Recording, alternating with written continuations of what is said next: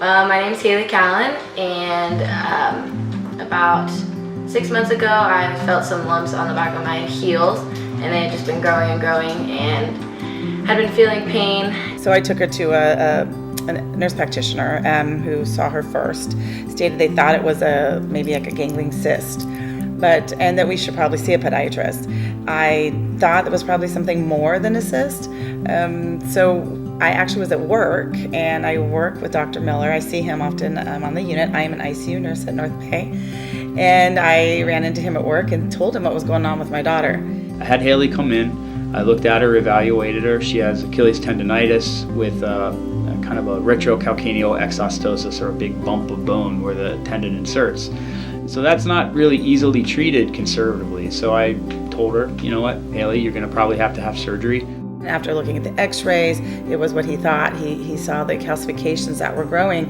He said that they were possibly shredding her Achilles tendon, and it could snap if we let it go on any longer. Then I was back on the field playing. We made it to playoffs. I scored a goal, and I jumped on my friend to celebrate, and my ankle rolled underneath her, and I felt a snap that I had never felt before. I rolled over, and I was screaming and crying, and I was carried off the field, and we went to the emergency room, and they told me that I had a sprain, and then we actually called Dr. Miller, and he was like, come in tomorrow, I need to see you as soon as possible in the morning. So I went to go see him, and I had an MRI, and he told me that I had severely ruptured 3 of my ligaments, and that I needed to have emergency surgery. Surgery went great. It's textbook surgery. I do a lot of this kind of surgery, and actually at 5 weeks she was playing soccer again. I had her in physical therapy early. I had her, pain controlled throughout. I love soccer.